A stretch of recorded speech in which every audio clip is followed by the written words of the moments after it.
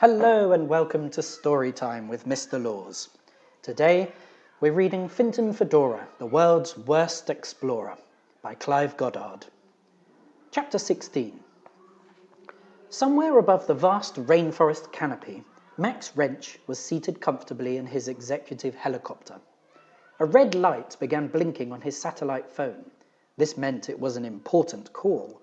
The red channel was reserved for secret communications in Operation Harvest, which was the name Randall had just invented for his company's vital chocoplum grabbing mission. "Wrench here, go ahead," he said importantly over the noise of the helicopter's engine. It was more bad news from Mission HQ, otherwise known as Randall's office. Apparently, the tracking device Gonzalez had cunningly implanted in his walkie-talkie had just gone dead, and all communication with him had been lost.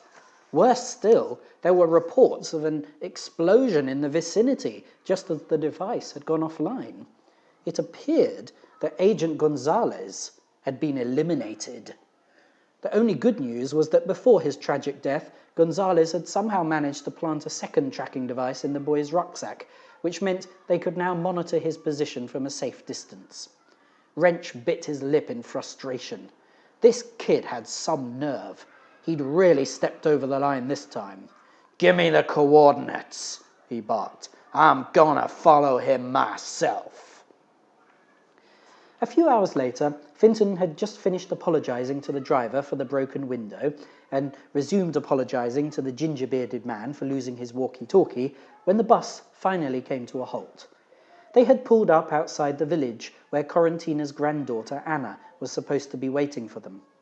Several of the passengers, including the sulking bearded man, piled off after them into the rapidly darkening evening and collected their bags from the hold.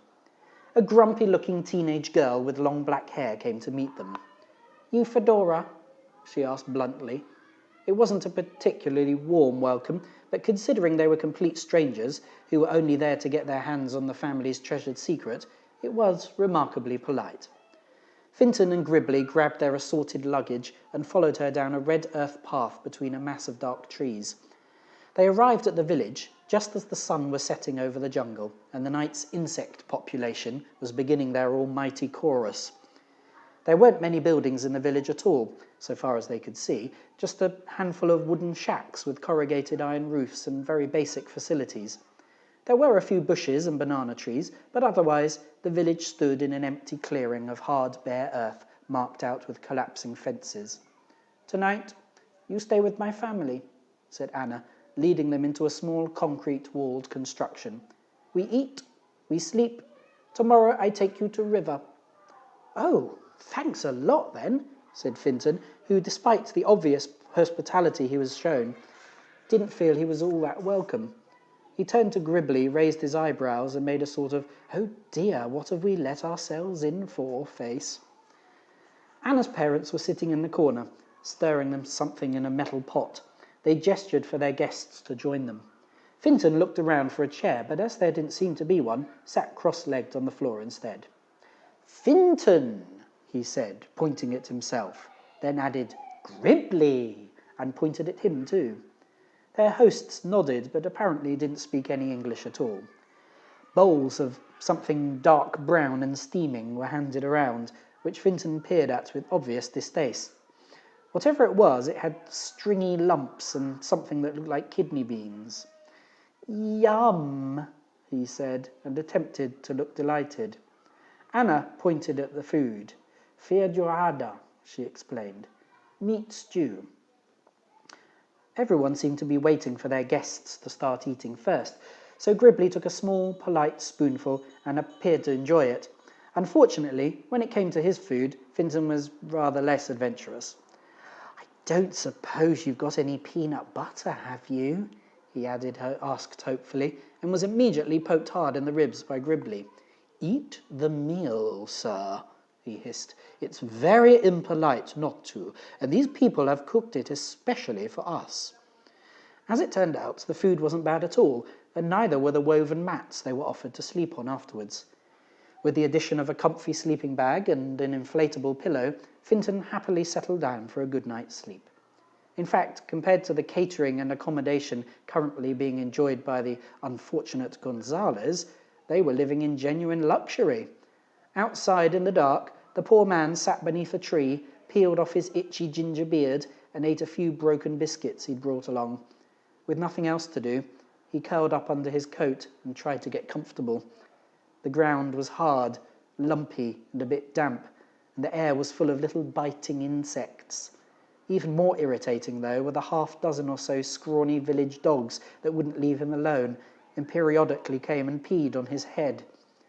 By the time dawn broke, he was feeling considerably less bright and breezy than the inhabitants of the nearby little concrete building. He smelled a lot worse, too. "Morning, Gribbs," said Fintan cheerily. "Today's the day we hit the jungle. Exciting, eh?" Gribbly opened his eyes and steeled himself for another day of danger and discomfort. The whole household was up quickly, and they quietly set about preparing a kind of thick, stodgy porridge to see them on their way. Fintan, who was finally learning some manners, ate without complaint and thanked the family for their kindness. Within half an hour they were ready to go and emerged from the hut weighed down with their gear. Anna looked critically at the two improbable-looking explorers who were already staggering beneath their huge rucksacks, hip bags, bum bags and bedrolls, as well as sundry pots and containers tied on with string. "Why you bring so much stuff?" she said. "Too heavy for forest. You mad boy." "No, I'm not," insisted Fintan. "This is all very important explorer's equipment. I haven't packed anything I don't need." Anna didn't look convinced. "Why you need these?" she asked disapprovingly, gesturing towards his collection of plastic boxes. "They're dual function," said Fintan, thinking it sounded highly technical. "They've got sandwiches in, and then when they're empty, they'll be perfect for keeping the fruit samples in. And anyway, they're really light." "Why you bring big iron cooking pot, then? Very heavy." Fintan tutted, as if this was completely obvious. "Because it's another dual-function item, of course. Young Adventurer magazine says that iron pots with lids are good for keeping things safe in. And for cooking in, too." He decided not to mention the fact that it was also currently stuffed full of peanut butter sandwiches. "Too much stuff? Too heavy for forest," repeated Anna, apparently unswayed by Fintan's explanations. He frowned, rapidly beginning to dislike his young guide. She reminded him a bit too much of his older sister, who thought she knew best, didn't give him any credit at all, and was constantly finding something to criticise. He hadn't come halfway across the world to put up with the same nonsense he could get at home, so it was with some relief that he realised Anna didn't intend to accompany them for the whole journey. After a fairly gruelling 2-hour hike along some tricky forest paths, they came to a halt at a fast-flowing brown river. "I stop here," announced Anna, and promptly sat down on the ground. Gribbly and Fintan took off their heavy packs and gratefully slumped down after her. A quick glance convinced Fintan that there were no chocoplum trees in the vicinity, which meant they weren't actually there yet. "Now what?" he asked. Anna produced a crumpled sheet of paper from her small bag, on which she'd written directions and drawn a rough map. Before handing it over, she hesitated and fixed both her guests with a serious gaze. "You make promise to my grandmother not to harm trees," she said earnestly. "Now you promise me too. You promise me you never tell where you found them and you never return, okay? One day my grandchildren want fruits too." Fintan and Gribbly, conscious of her very serious expression and tone of voice, nodded their heads solemnly. "We promise," they said. "Cross my heart and hope to—" began Fintan, before realising it probably wasn't appropriate. Anna handed Gribbly the map, as he appeared to be the most trustworthy of the two, then got up and began uncovering a shallow boat which had been concealed with branches. "You bring back boat too," she added, with another stern gaze. Lurking behind a nearby cluster of trees, which hung heavy with moss and ancient vines, Gonzales was watching all this with great interest. Despite the fact that his only means of communicating with HQ had been destroyed, he had been instructed to follow the boy, and that was exactly what he was going to continue to do. What's more, he was going to do it extremely warily from a safe distance, and was determined not to be fooled by Fedora's idiot boy act again.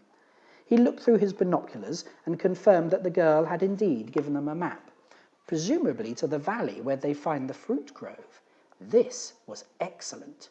He swatted away the irritating cloud of little flies which billowed around his head, attracted by the smell of dog wee, and made a mental note to wash himself in the river at his earliest opportunity. Chapter 17. Somewhere near the top of a massive New York office building, an entire floor was buzzing with excitement and activity. It wasn't often that Randall T. Buckmeister called an urgent meeting of all his top executives, advertising and marketing people, but that was exactly what he had just done, and at very short notice too.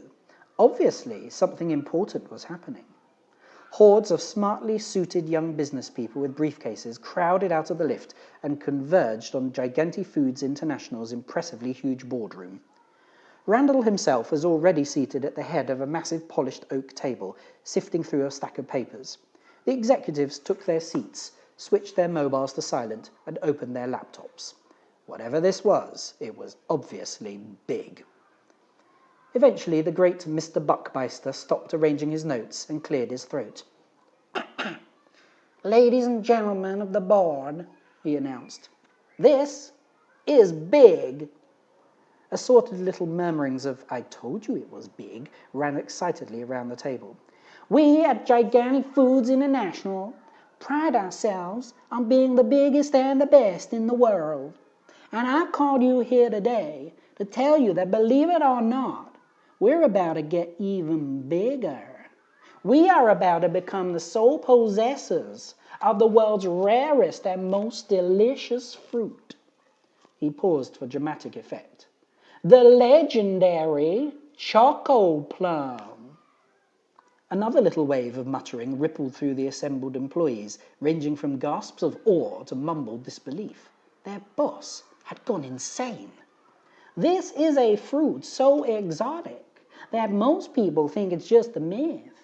But we at Giganti Foods aren't easily discouraged, not even by things that don't exist. We are visionaries. We are prepared to look beyond that myth and make it a reality.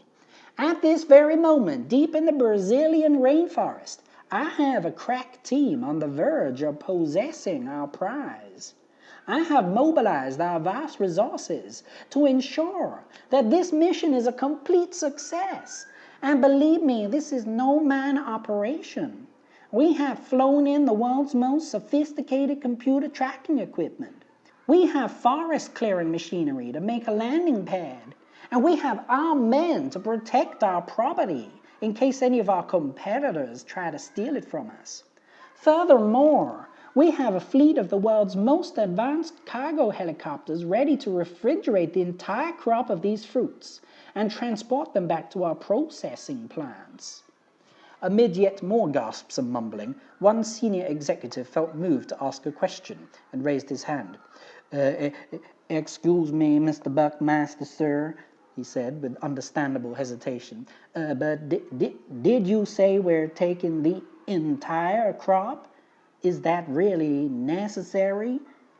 Randall lowered his glasses and stared hard at the poor, unfortunate questioner. "What is your name, son?" he asked. "Binkmeyer, sir." "Well, Binkmeyer," he continued coldly, "in answer to your question, of course it's necessary, you idiot. These fruits only grow in this one place in the entire world. If we leave any trees behind, what's going to happen? Someone else is going to take them, that's what, meaning we won't be the only company marketing them. Understand?" Thoroughly chastised, Binkmeyer hung his head in shame, convinced he'd just ruined any chance of promotion. "This is serious business. We are not playing around here. These rare delicacies are going to be ours and ours alone. We will leave nothing behind, nothing, not a single tree stump, branch, or seed." The boardroom fell completely silent. They were a group of highly experienced, hardened executives familiar with the cutthroat nature of big business practice, but this was extraordinary stuff. It was greedy, selfish, unethical, and probably highly illegal too. But no one dared say a word. Randall checked his notes and began his conclusion. Pretty soon I'm going to be speaking to the press. First up, a teaser campaign. We tell them something big's coming, but we don't tell them what. We start a buzz. We get them speculating. We maximize the publicity. Now then, I want all you people to get on this campaign, top priority. And I want it to be massive. So get to work. Give it all you got, and I promise you all one thing right now. This is gonna make make us an absolute fortune. I'll see you tomorrow for another couple of chapters.